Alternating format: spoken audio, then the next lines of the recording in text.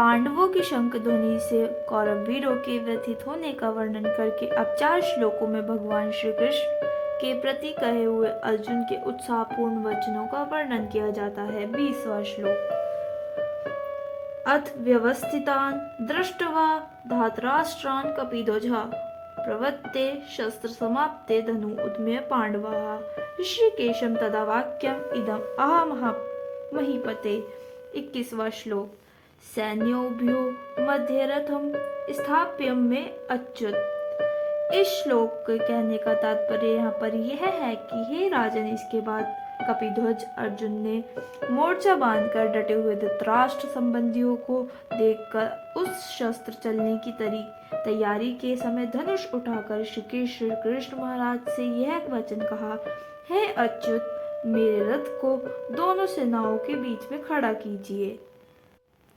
अब जानेंगे हम यहाँ पर अर्जुन को कपिध्वज क्यों कहा गया है। महावीर हनुमान जी भीमसेना को वचन दे चुके थे, इसलिए वे अर्जुन के रथ की विशाल ध्वजा पर विराजित और युद्ध में समय समय पर बड़े जोर से गर्जा करते थे। यही बात धृतराष्ट्र को याद दिलाने के लिए संजय ने अर्जुन के लिए कपिध्वज विशेषण का प्रयोग किया है। अर्जुन ने मोर्चा बांधकर डटे हुए धृतराष्ट्र संबंधियों को देखकर शस्त्र चलाने के लिए चलने की तैयारी के समय धनुष उठा लिया। इस कथन का स्पष्टीकरण यह है कि अर्जुन जब यह देखा कि दुर्योधन आदि सब भाई कौरव पक्ष के समस्त योद्धाओं सहित युद्ध के लिए सज धज कर खड़े हैं और शस्त्र प्रहार के लिए बिल्कुल तैयार हैं, तब अर्जुन के मन में भी वीर रस जग उठा।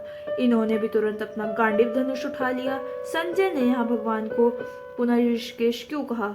भगवान को ऋषिकेश कहकर संजय महाराज धृतराष्ट्र को यह सूचित कर रहे हैं कि इंद्रियों के स्वामी साक्षात परमेश्वर श्री कृष्ण जिन अर्जुन के रथ पर सारथी का काम कर रहे हैं, उनसे युद्ध करके आप लोग विजय की आशा करते हैं। यह कितना बड़ा अज्ञान है। अपने रथ को दोनों सेनाओं के बीच में खड़ा करने के लिए अनुरोध करते समय अर्जुन ने भगवान श्री कृष्ण को अच्युत नाम से संबोधन किया। इसका क्या हेतु है? जिसका किसी समय भी पराभव या पतन ना हो, अथवा जो अपने स्वरूप शक्ति और महत्व से सर्वदा और सर्वदा असंकलित रहे, उसे अच्युत कहते हैं। अर्जुन इस नाम से संबोधित करके भगवान श्री कृष्ण को महत्ता की और उनके स्वरूप के संबंध में अपने ज्ञान को प्रकट करते हैं। वह कहते हैं कि आप रथ हाँक रहे हैं तो क्या हुआ? वस्तुतः आप सदा सर्वदा साक्षात परमेश्वर ही हैं। यहाँ समाप्त होता है हमारा 20वां और 21वां श्लोक।